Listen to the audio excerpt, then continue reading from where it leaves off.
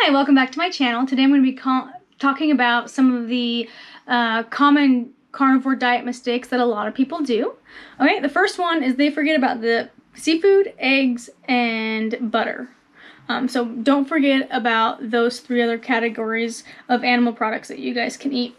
And then number two is that they eat too lean of a diet. So with carnivore, you're actually training your body to burn fat as fuel instead of carbs. So we need to make sure we're intaking enough fat.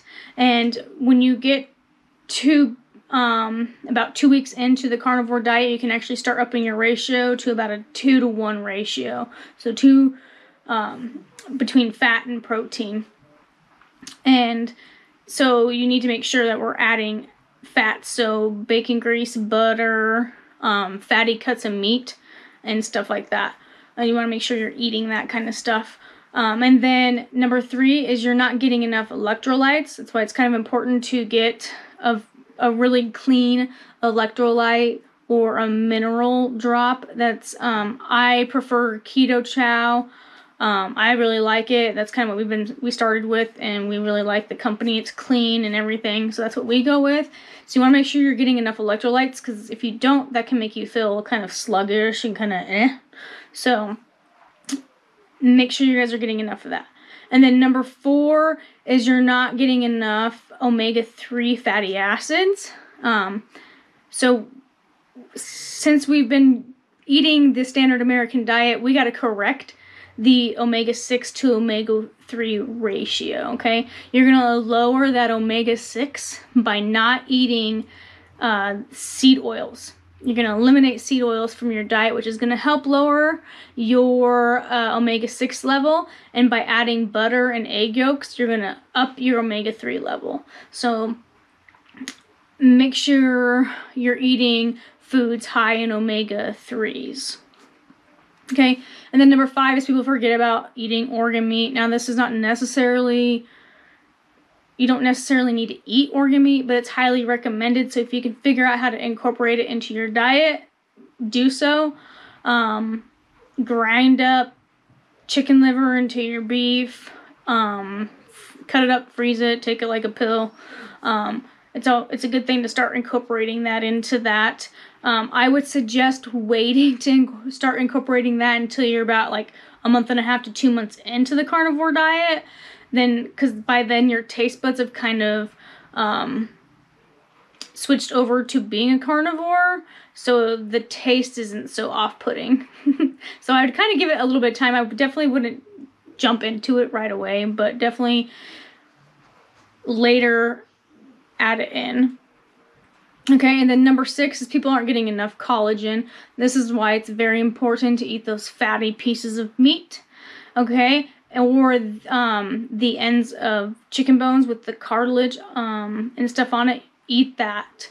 Believe it or not, this is extremely good for you. I honestly enjoy it. I've always have enjoyed it, so it doesn't bother me to eat it.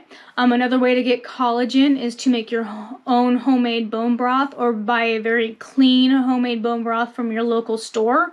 I know some stores don't carry it, so you can find recipes online how to make it. The one thing that we don't want to do is substitute collagen with like collagen powder or collagen pills. They're actually a waste of money, because you can literally get the collagen just from eating the fatty pieces of meat. Okay, and then number seven, we want to watch out for imitation crab or any type of seafood. We want to make sure when we're buying that seafood that it's wild caught seafood. Okay, so make sure you're not buying fake imitation seafood. Okay, and then the next thing you want to look for is when you're looking for sauces, marinades, seasonings, any of that stuff that you're going to season with your meat with. Make sure it doesn't have added sugar or MSG in it. You want to make sure that all the ingredients are natural, okay? Okay, and then number 9 is that you eat out without knowing how the restaurant cooks their food. So a lot of restaurants will cook their food in peanut oil or vegetable oil or canola oil or a mixture of seed oils.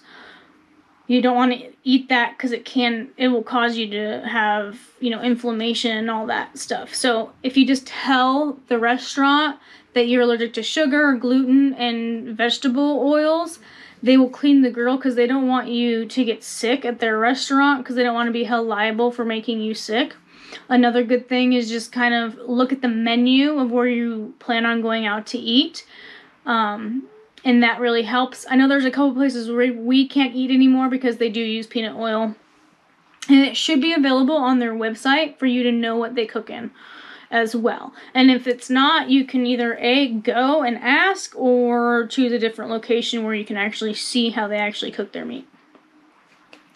Okay, and then the next thing is that you quit carnivore too soon.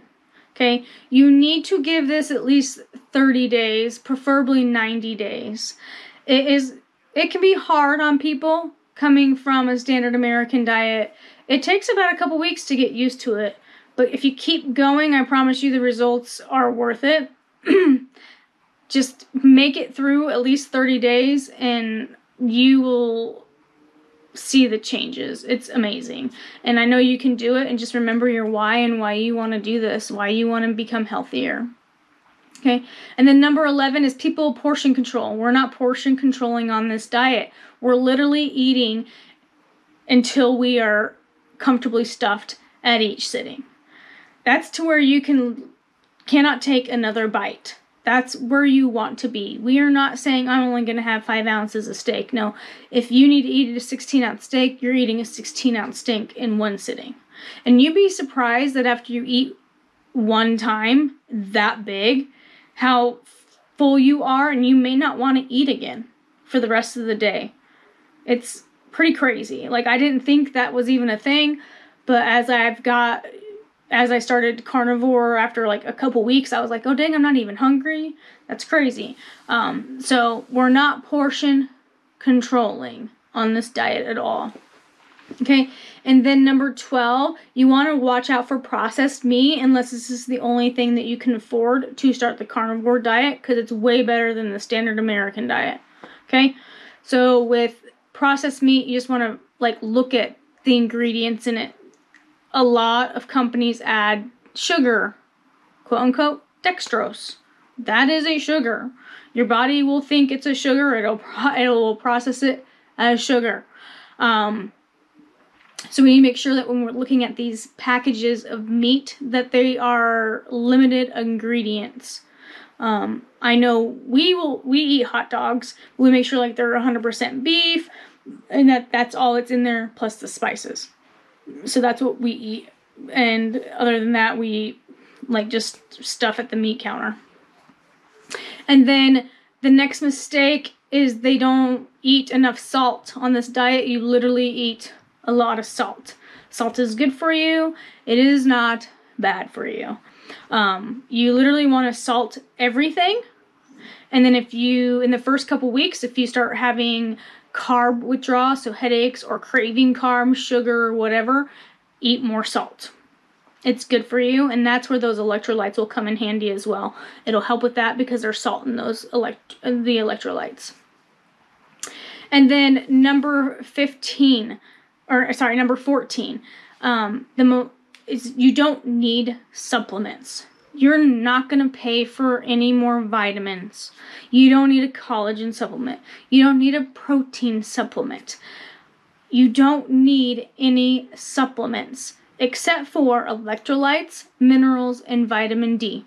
Okay? The electrolytes and minerals are important just because our soil is so depleted that if we don't replenish those minerals in that soil that our animals are eating, then our animals aren't getting those minerals either. And that's why a lot of farmers put out salt blocks and mineral blocks, because they know that. So we need to make sure we're doing that. And then vitamin D is, you only need to take it in the wintertime when you're not getting a lot of sunlight. During the spring and summer and early fall, if you're outside a lot, and since the daylight is longer, you don't need to take that vitamin D supplement. So it's more for supplementing it in the winter time. And that's literally all the 3 that you need to take. And the Keto Chow has a daily mineral that has the electrolytes in it. So I just buy that, and I have a vitamin D that I got off Amazon for actually really cheap. So, and then meats, organs, and egg yolks, pasteurized butter are the most nutrient-dense foods you can possibly eat. And this is why you don't need supplements. If you put liver up to the same serving as you would with kale, liver wins for the amount of nutrients it has compared to kale. You don't need to eat kale, just eat liver. Okay? Same with egg yolks. If you take egg yolks and place it next to any plant-based food, egg yolks are going to win over any plant-based food for nutritional value. So it's just very important that we eat animal-based foods so we get all those great nutrients from them. And that's pretty much it. So what I would suggest to you is just go for it. Just remember your why and be happy and healthy. And I hope you really enjoy the carnivore way.